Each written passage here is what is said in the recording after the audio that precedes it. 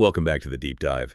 Today, we're going on, well, a pretty epic journey. You've sent us stuff covering millennia. We're talking the Eurasian steppes way back in prehistory, remote Pacific islands in the 20th century. And then somehow ending up looking at outer space. It's quite a spread. It really is. Ancient texts, dense anthropology, even critiques of modern space policy.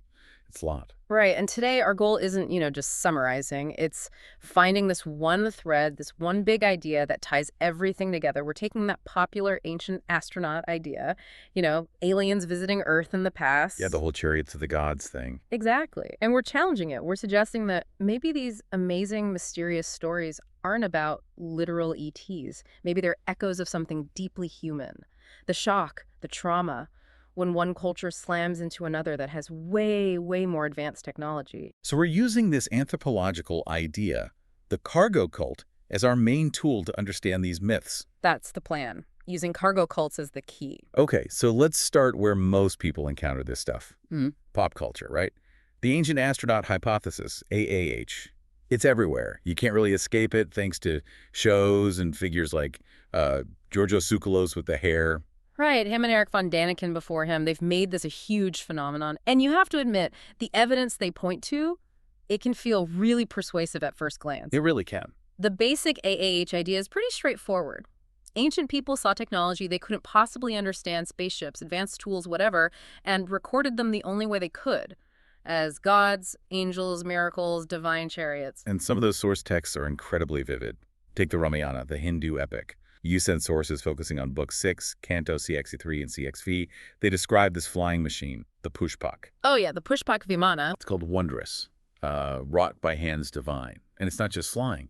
It's wafting passengers swiftly through the air, decorated with swans' silver wings, controlled by thought or divine will, not by, wind. It reads like a blueprint for some kind of amazing personal aircraft, doesn't it? Very specific functions defying known physics of that era. Totally. But maybe even more famous, certainly in the West, and more. Mechanically suggestive is Ezekiel's vision in the Bible. Ezekiel's wheel. Yes, that's probably the #1 exhibit for AAH proponents. Right, because the description is so nuts. He sees this fire, and inside, 4 living creatures.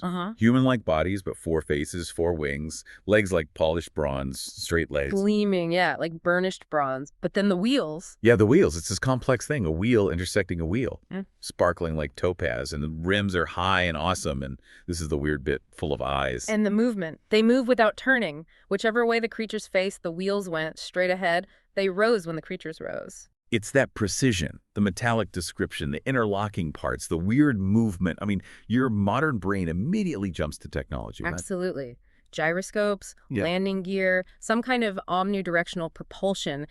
It is genuinely difficult to read that passage today and not see some kind of machine. The specificity is just uncanny. It feels like he saw something mechanical, something constructed, but, and this is the big but, academia just doesn't buy it, does it? Not in the literal alien sense, no. Your sources are crystal clear on this. Mainstream archaeology and science classify AAH as pseudoscience, sometimes pseudo-archaeology. And there's that link to historical negationism, too.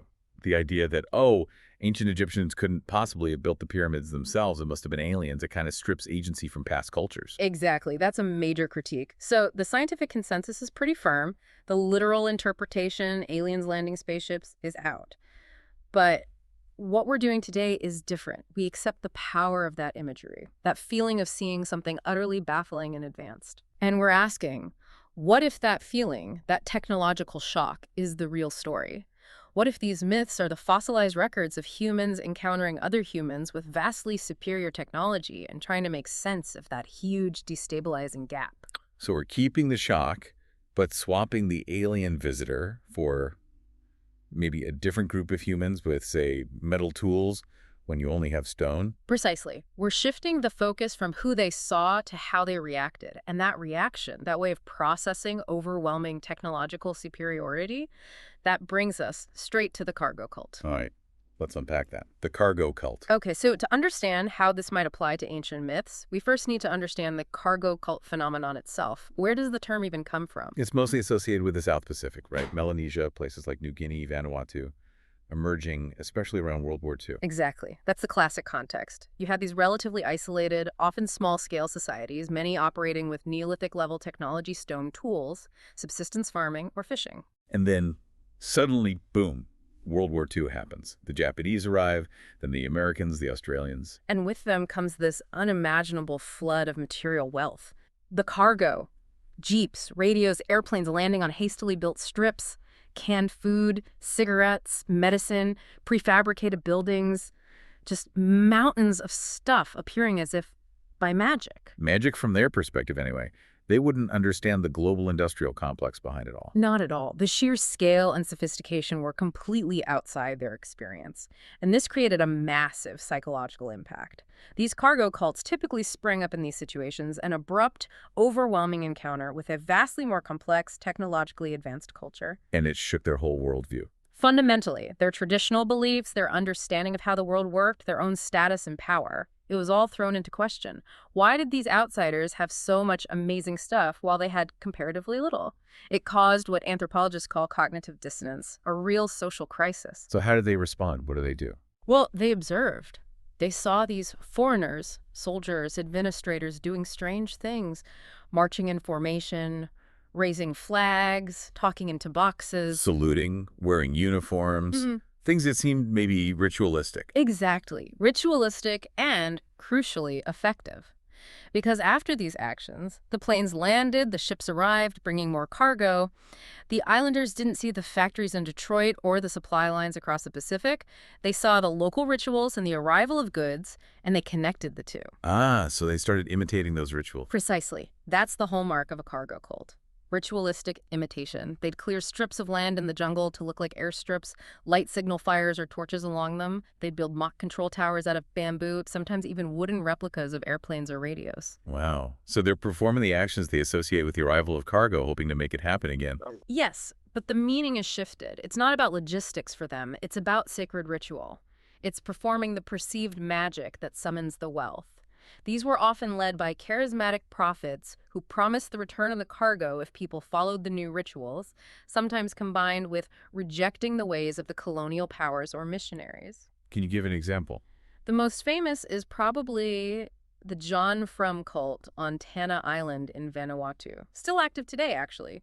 John Frum appeared, supposedly, around the 1930s, maybe as an American serviceman, maybe a spirit. He prophesied that if the people rejected European ways and went back to tradition, Chiefdom, he'd return with shiploads and planeloads of cargo. And people believed him. Thousands did. It became a powerful unifying force, a way to resist colonial influence, too. And that faith is incredibly persistent. There's a great story where a skeptic challenged Chief Isaac, a leader of the cult, years later, asking why the cargo hadn't come after decades of waiting. What did he say? Chief Isaac apparently replied, "You Christians have been waiting 2,000 years for Jesus to return to Earth, and you haven't given up hope." Wow. That really puts it in perspective, doesn't it? Yeah. It's about faith and hope in the face of something overwhelming. It absolutely is. And it shows these aren't just naive misunderstandings. They can be sophisticated responses to cultural disruption, even forms of political resistance, like the Johnson cult in New Hanover, Papua New Guinea, back in the 60s. Named after President Lyndon B. Johnson. Yeah. People raised money and held ceremonies believing LBJ would come and essentially liberate them from Australian colonial rule. It wasn't necessarily that they expected him to literally show up and be their king. More like he represented this powerful external force that could validate their desire for change. A symbol. Exactly. A mythological figure to rally around, providing a framework to critique and reject the current oppressive system. They needed that superhuman intervention narrative. So it's not just about wanting stuff. Your sources frame it as a kind of social technology. The rituals themselves help manage anxiety, create community. Absolutely. In times of intense stress, war, colonization, disaster, these shared symbolic actions forge collective identity. They provide comfort, order, and a shared explanation, however flawed. When the old world shatters, it's psychologically vital. It's like that impulse is hardwired. Imitate what works, even if you don't know why it works. It seems to be. We even see it today, right? that term cargo cult programming in software development. Yeah, where coders copy blocks of code that seem to work without really understanding the underlying logic just because it worked elsewhere. It's the same fundamental psychological mechanism. See success, imitate the pattern, hope for the same result. It shows how basic this response is when facing something complex and superior. Okay, so that's the cargo cult model. Imitation born from technological shock and status anxiety, creating new rituals and myths. Now, how do we apply that to ancient history? Right. Right, this is the big leap, isn't it? We're taking this model from 20th century islands and applying it potentially thousands of years earlier to the formation of the Proto-Indo-European speakers, the PIE culture on the Pontic-Caspian steppes. We're talking, what, 5,000 to 3,000 BC? Yeah, roughly in that ballpark.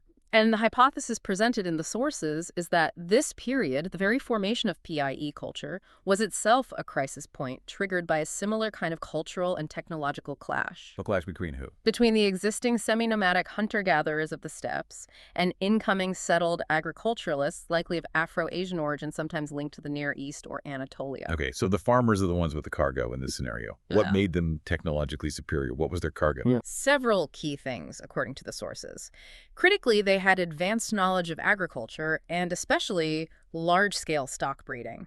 Domesticated cattle, sheep, goats. They also had more permanent house-building techniques and potentially early copper metallurgy. So consistent food surplus, better tools, more stable settlements compared to the steppe hunters. Exactly. For the hunter-gatherers, this would have looked like an almost supernatural mastery over nature, an abundance of food and resources that seemed effortless compared to the hunt. And who are the specific hunter groups that felt this impact most acutely?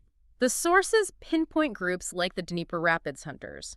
What's interesting about them is that, thanks to very effective fishing, they'd already established more permanent sedentary settlements than typical hunter-gatherers. Ah, so they weren't constantly moving. Right. And crucially, archaeological evidence suggests they already had some level of social differentiation. Status differences were emerging. This made them, as the sources put it, status sensitive. Meaning they were already tuned in to hierarchy and who had more cool stuff, basically. Pretty much. They were psychologically primed to notice the farmer's apparent wealth and success, and likely felt what the sources term neighborly envy. They wanted to figure out how to get in on that action, how to align themselves with this superior system. So the farmers seemed like lords of the animals, possessing almost magical power. And the hunters felt inferior. That's the core idea. Just like the Pacific Islanders watching the U.S. Navy, the steppe hunters felt a profound sense of cultural and technological inferiority. This spurred innovation, but through that cargo cult lens. Meaning they started imitating the farmers' practices. Yes, clusters of innovators emerged among the hunters. They began adopting things like making specific types of pottery associated with feasting, and crucially, the practice of stock breeding. But, and this is key for the cargo cult interpretation, these weren't initially adopted purely for, say, daily food. Ah, so it wasn't just, oh great, more reliable meat. Not primarily, no.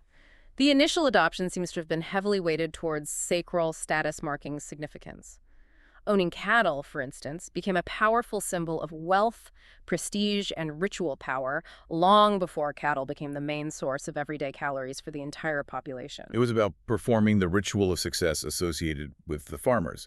Owning the cargo animal conferred status. Precisely. It was a way to ritually participate in the perceived power of the farming culture, and we might even have linguistic footprints of this shock. How so? Borrowed words. Potentially, yes.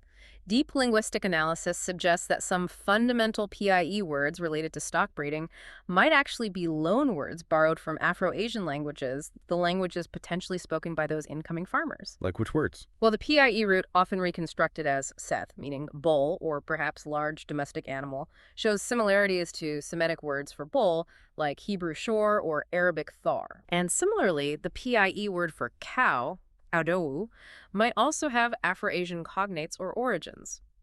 If the very words for these key animals were borrowed, it strongly suggests the concept and the animal itself were introduced from an external dominant culture. That fits perfectly. If cattle were the ultimate cargo, the symbol of this new power, it makes sense you'd borrow the name along with the animal and the ritual practices. It could explain why cattle held such an unusually sacred status in many archaic Indo-European traditions, why there were often taboos against killing them, except for very important ritual feasts. It wasn't just about food, it was a lingering echo of their original status as symbols of almost supernatural power. Okay, the cattle were the cargo. The hunters imitated the practices, borrowed the words. How does this whole shock and imitation dynamic feed into their foundational myths? Specifically, that core PIE creation myth. Right, the big one, the cosmogonic myth. We reconstruct it as involving three key figures: Manu, meaning man or human, his twin brother, Emo, twin, and a primordial bull, linked to that root steer we just discussed. And the basic story is? Manu sacrifices his twin, Emo, and also sacrifices the bull. From Emo's dismembered body, the different parts of the physical world and the classes of human society are created. From the bull's body, all the useful plants and domesticated animals originate. A pretty brutal creation story. Dismemberment and sacrifice creating the world. How does the cargo cult crisis change how we read that? During that initial crisis period, what the sources call the pre-proto-Indo-European PPIE stage, the original cargo semantics of this myth would have been radically different from its later interpretations.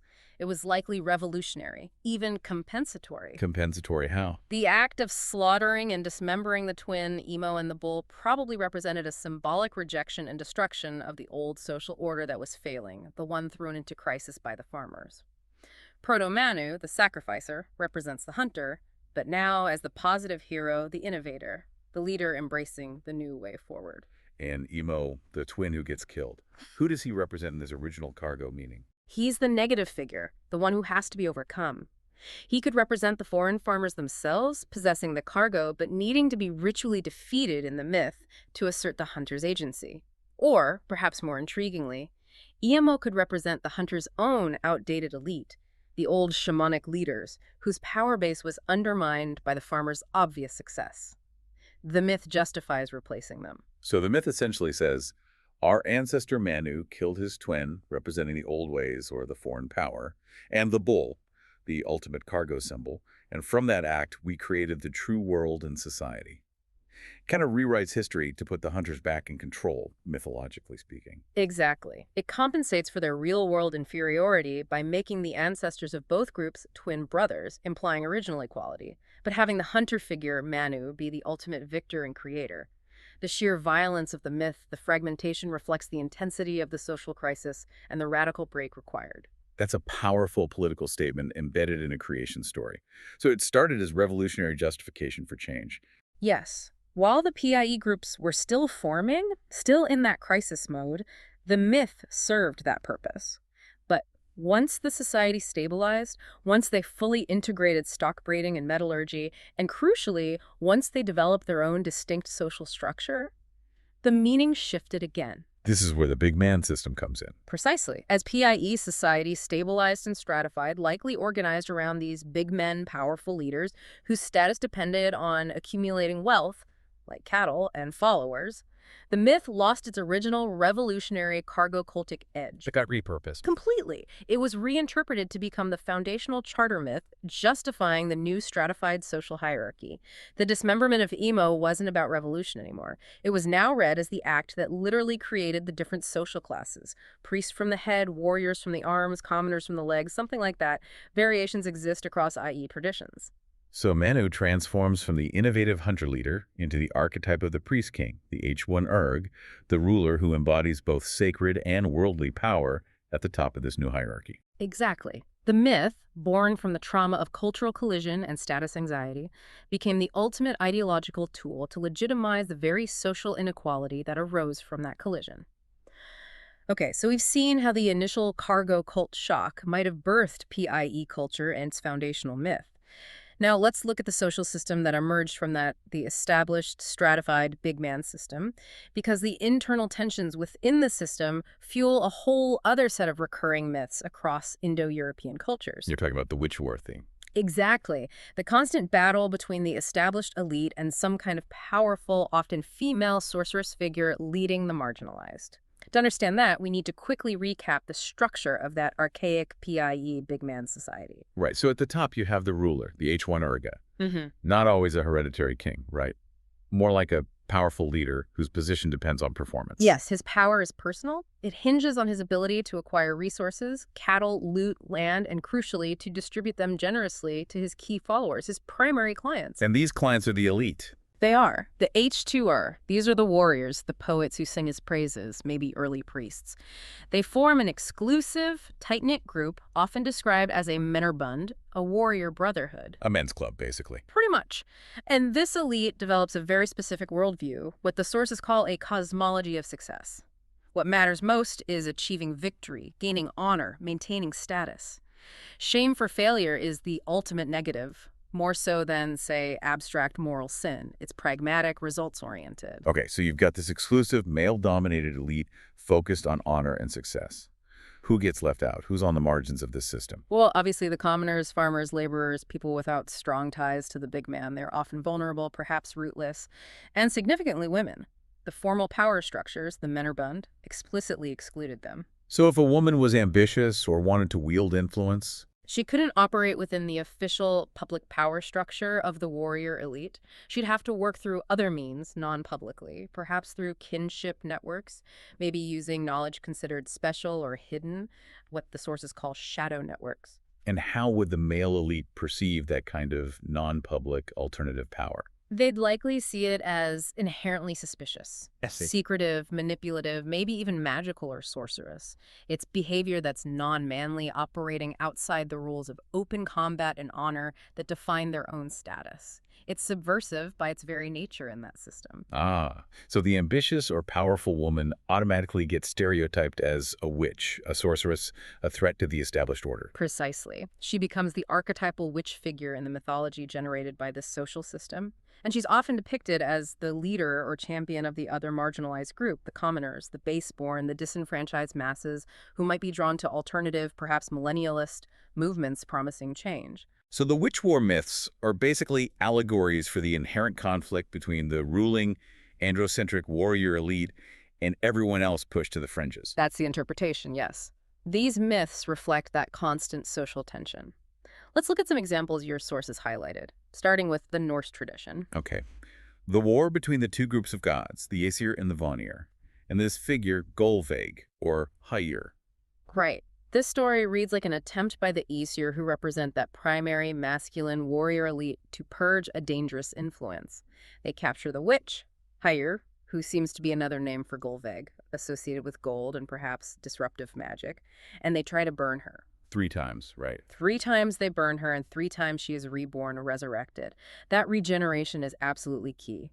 It symbolizes the seemingly inexhaustible nature of the threat she represents, perhaps the resilience of the common people or alternative beliefs. And her people, the Vanir, how are they depicted?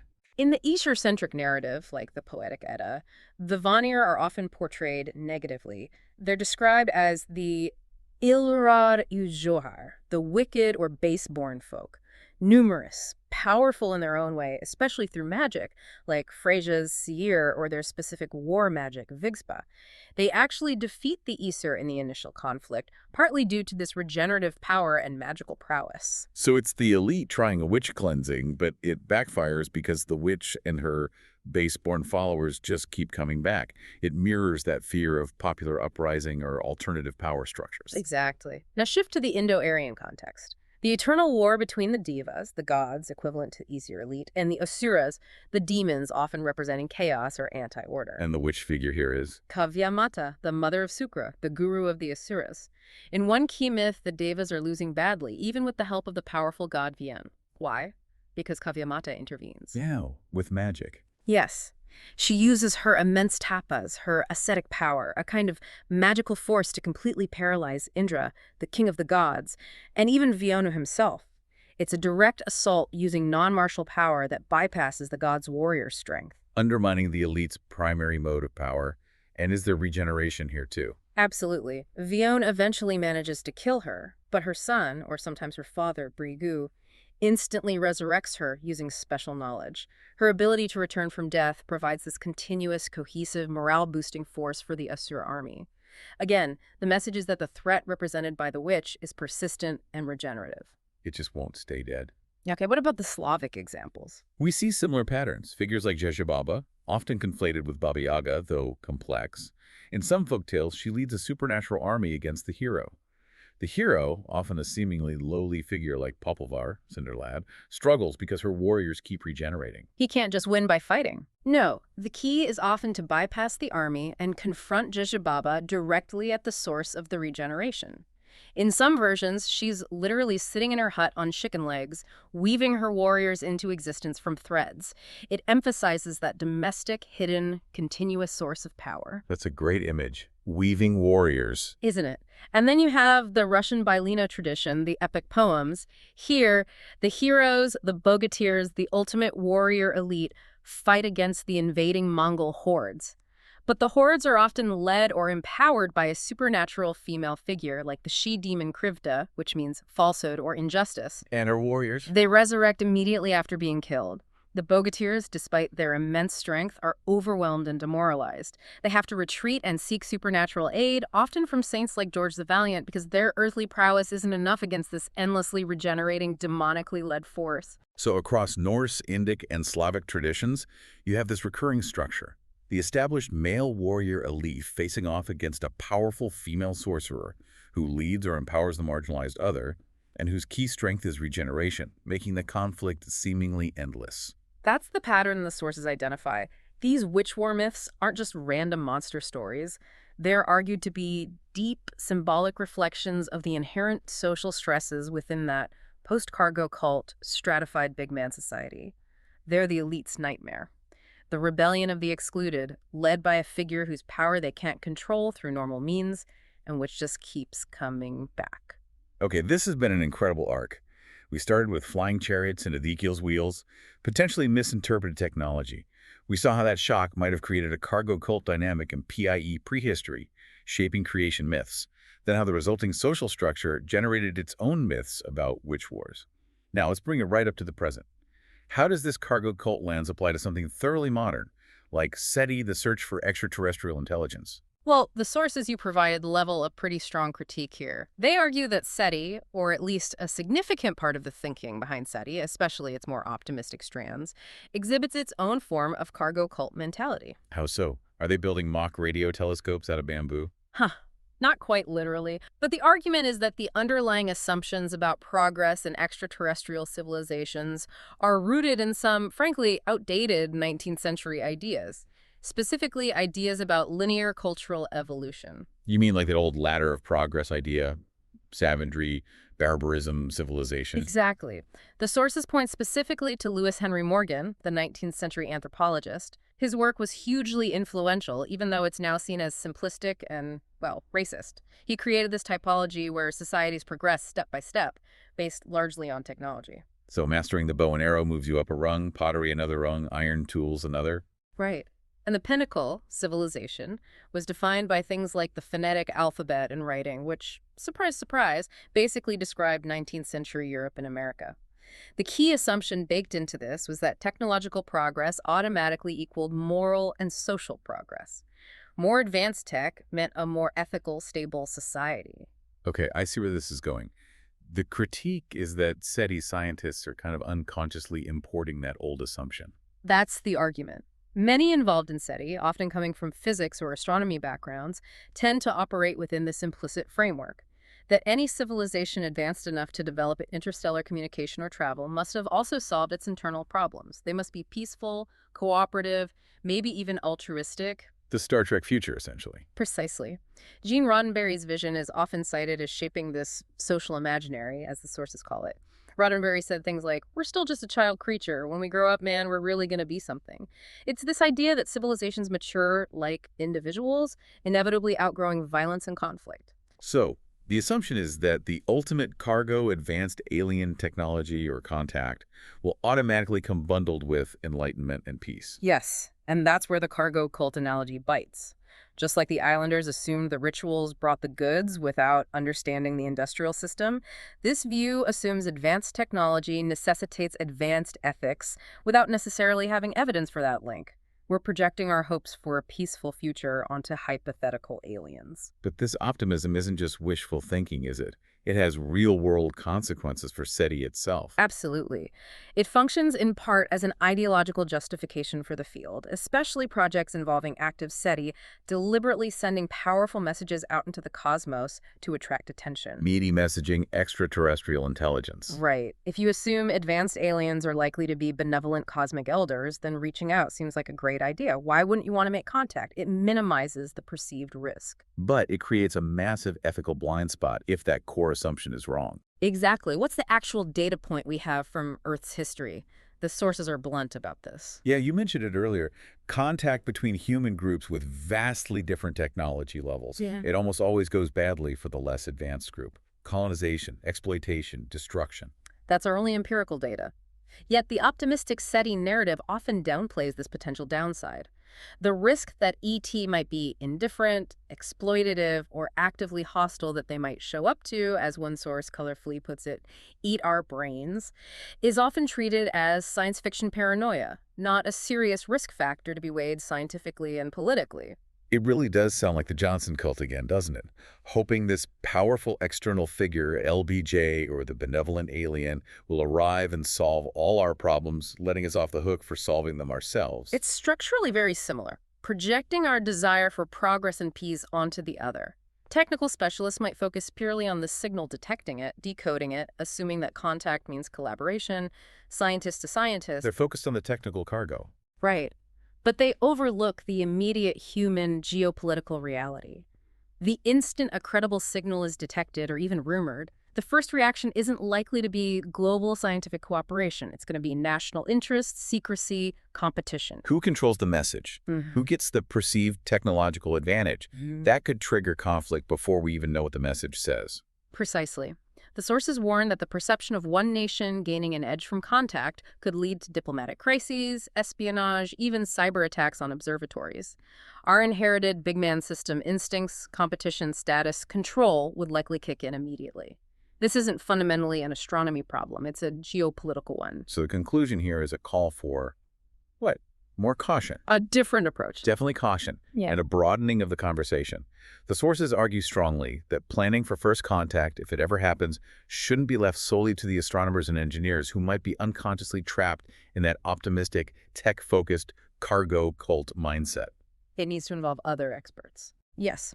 Diplomats, anthropologists, historians, social scientists, risk assessment experts, people who understand human history, power dynamics, and the complexities of intercultural contact.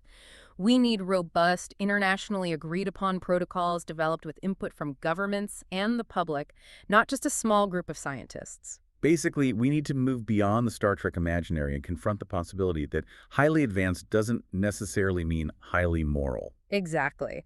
Our own history shows that technological leaps like the atomic bomb drastically increase the capacity for violence, not necessarily the wisdom to avoid it.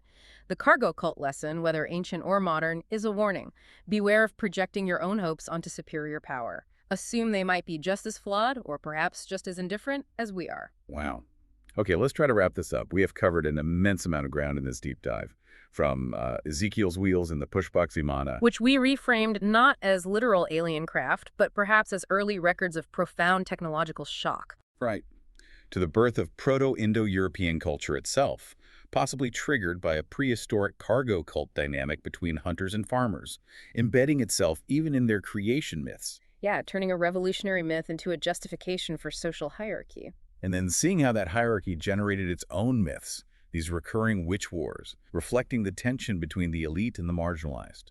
All the way to modern SETI, where the same kind of hopeful, perhaps naive projection onto superior technological power the aliens will be peaceful idea might be shaping our approach to the cosmos. The common thread through all of it seems to be this idea of cargo, whether it's actual physical goods like cattle and copper, or something more abstract like advanced knowledge or radio signals from space. Exactly. The encounter with and the desire for superior cargo, whatever form it takes, seems to be a fundamental driver of human mythology, social change, and anxiety.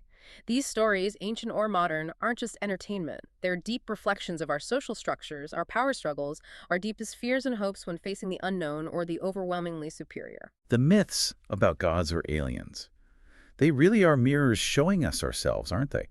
especially those moments of crisis when our world gets turned upside down by something we can't explain. They absolutely are. Which leads us, I think, to the final thought we want to leave you with today. Go for it. If our analysis holds any water, if our most ancient foundational myths, the stories that literally define the origins of Western civilization, might actually be relics of a prehistoric technological shock, a cargo cult moment, then how might our newest grand narrative, our modern fascination with finding ET, be similarly shaping us right now?